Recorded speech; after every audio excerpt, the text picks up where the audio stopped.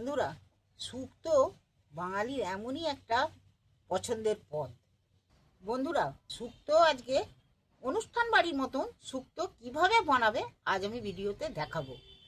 খুব সহজ পদ্ধতিতেই, খুব কম সময়েই বাড়িতে থাকা উপকরণ দিয়ে বানিয়ে নাও। দেখো বন্ধুরা, শুক্তো বানাতে আমি সবজিগুলো আগেই কেটে নিয়েছি। সবজিগুলো সিমগুলো দু আধখানা করে, শুধু সে দু আধখানা করে কেটে নিয়েছি।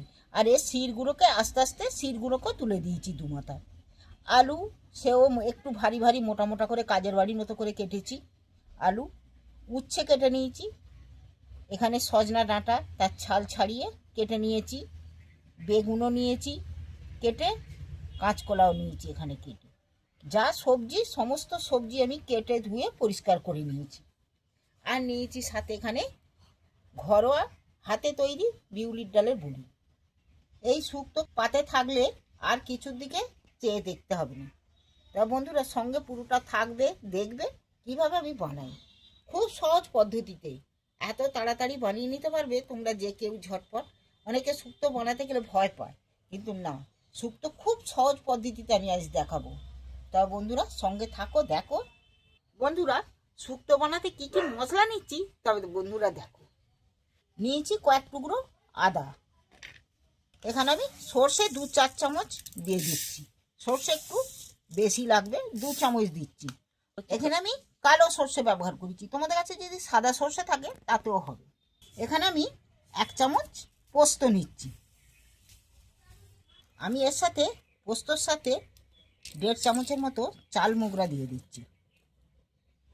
চাল মুগড়া দিচ্ছি, এতে দিলে গ্রেভিটা খুব ঘন হবে। এতে আমি 6-8টা কাজু বাদামও দিয়ে দিচ্ছি। এটা শুধু গ্রেভিটা করার জন্য আমি দিচ্ছি, কাজু বাদাম আর চাল মুগড়া। তোমাদের কাছে যদি নারকোল থাকে তাহলে কিন্তু বন্ধুরা এই চাল মুগড়া আর এই কাজু বাদাম দেওয়ার প্রয়োজন নেই। তাহলে নারকোল ভেঙে নারকোল দিতে পারো, তাহলে আর কোনো জিনিসের দিতে হবে না। নারকোল তো আর সবসময় থাকে না কাছেই, তাই দিতে পারছি না, এইগুলো দিয়েই ম্যানেজ করছি। এতেও ভালো হবে, তবে নারকোল দিলে আরও খুব ভালো হবে। এখানে আমি একটা মিক্সার জার নিয়েছি। এবারে এই উপকরণগুলো সব এর মধ্যে দিয়ে দিচ্ছি। দিয়ে আমি একটু জল দিয়ে দিচ্ছি। এটাকে আমি একটু পেস্ট করে নিচ্ছি। বন্ধুরা, এবার আমি ভাজা মশলার জন্য কিছু মশলা তৈরি করে নিচ্ছি। করতে আমি এখানে নিচ্ছি 1 চামচ মৌরি। মৌরিটা অবশ্যই দেবে কিন্তু। আর এখানে নিচ্ছি আর 1 চামচ রাঁধুনি। দেখো, এই রাঁধুনি যেটা, সেটা যে কোনো মুদিখানা দোকানে পেয়ে যেতে পারো। এই মশলাটার জন্যই টেস্ট দ্বিগুণ বাড়িয়ে দেয়। তবে চলো আমি কড়াটা বসিয়ে দিই উনুনে।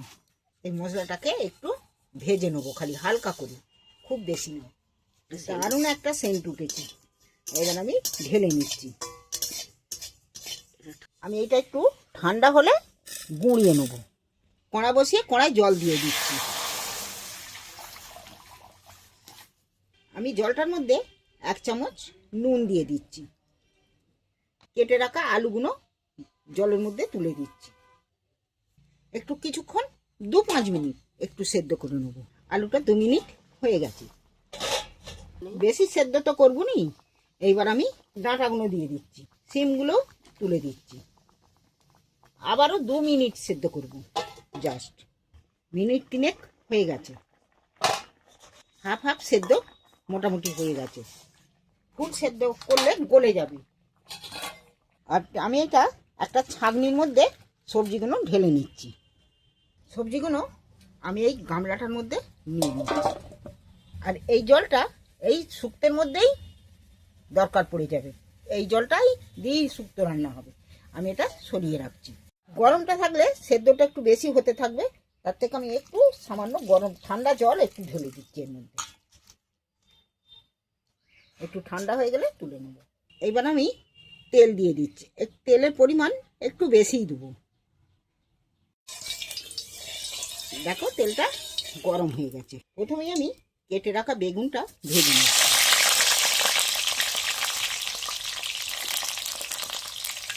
দেখো, বেগুনগুলো আমি একটু লাল লাল করে ভেজে নিয়েছি। এর থেকে একদম ভাজার মতো লাল লাল করতে হবে না, এইটা হলেই হবে। আমি বেগুনগুলো একটু তুলে নিচ্ছি।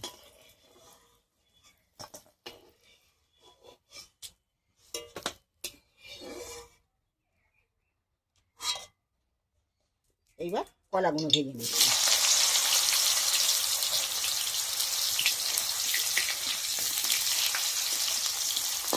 দেখো কলাগুলো লাল লাল করে ভেজে নিয়েছি।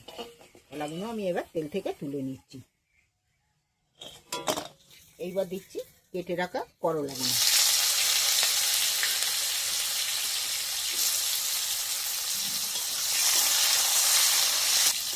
করলাগুলো একটু মুচমুচে করে, এর থেকে বেশি করলাগুলোকে একটু মুচমুচে করে ভেজে নেব। দেখো করলাগুলো ভাজা হয়ে গেছে। করলাগুলো তেল থেকে তুলে নিচ্ছি।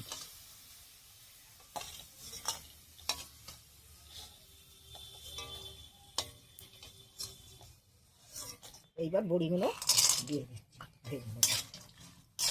তোমরা পারলে খেসার ডালে বড়িও দিতে পারো, তবে এই বিউলির ডালের বড় বড়ি দিলে টেস্টটা দারুণ আসে। গাছে তুলে নিচ্ছি।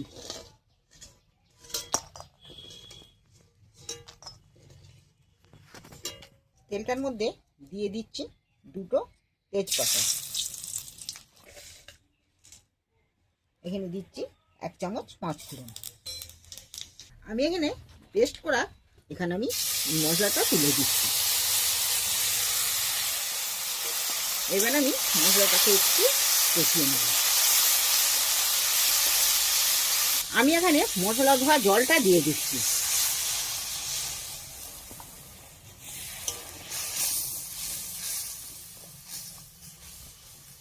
এইবার আমার সেদ্ধ সবজিগুলো এর মধ্যে তুলে দিচ্ছি। এইবার এইটাকে এর মধ্যে ভালো করে একটু কষিয়ে নেব। আমি এখানে নুন স্বাদ মতো নুন দিচ্ছি। নুন সবজি সেদ্ধর সময় অল্প করে নুন দিয়েছি, সেই নুন জলটা কিন্তু রয়েছে, তাই আমি ব্যবহার করব, তাই নুন কম দিল। এইবার আমি একটু নাড়াচাড়া করে কষিয়ে নেব। সামান্য একটু হলদি দিচ্ছি, খুব অল্প করে, এতে বেশি হলুদের প্রয়োজন নেই। হলদি একখানি দিলে কালারটা দেখতে খুব ভালো লাগে, একদম সাদা হয়ে থাকে তো। দেখো হলদি দেওয়া বলে বুঝতেই পারা যাবে না, কিন্তু তবু আমি দিয়েছি এর মধ্যে হলদি। এখানে আমি 1 চামচ চিনি দিচ্ছি, সামান্য একটু স্বাদটা পাল্টানোর জন্য। দেখো সেগুলো মশলাগুলো দিয়ে মশলাটা কষানো হয়ে গেছে। ভেজে রাখা কলা আর বেগুন তুলে দিচ্ছি। কলা, বেগুন, বড়ি, খালি উচ্ছেগুলো একটু পরে দেবো। এবার সেই মশলা সেদ্ধ জলটা আমি এইবার দিয়ে দিচ্ছি এর মধ্যে। একটু নাড়াচাড়া করে একটু ফুটে উঠে চাপা দিচ্ছি না। এখানে আমি গরুর দুধ ব্যবহার করছি। তোমরা যদি নারকল পাও, নারকল পুরো দিতে পারো সেই মশলার সঙ্গে, তাহলে কিন্তু নারকলের দুধও তোমরা ব্যবহার করতে পারো। আমার নারকল নেই, আমি তাই গরুর দুধই 1 বাটি ব্যবহার করছি। ততক্ষণ মশলাটা একটু সব উপকরণগুলো দিয়ে মশলাটা একটু, আনাজগুলো সবজিগুলো আর কি, মশলাটা একটু সেদ্ধ হোক। যে ভেজে রাখা মশলাটা, সেই মশলাটাও কিন্তু আমি দিয়ে দিচ্ছি এর মধ্যে। তাহলে শুক্তোটা কিন্তু দারুণ টেস্টি আর দারুণ স্বাদের হবে। আমি একটু চাপা দিয়ে সেদ্ধ করতে বসাচ্ছি। দেখি এবার খুলে কতটা ঘন হয়েছে দেখছো। বড়িও কিন্তু সেদ্ধ হয়ে গেছে। এইবার আমি ভাজা উচ্ছেগুলো তুলে দিচ্ছি।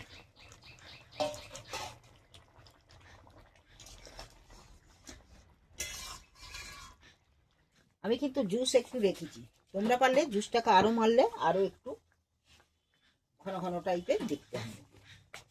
আমি এখানে 2 চামচ ঘি দিয়ে দিচ্ছি।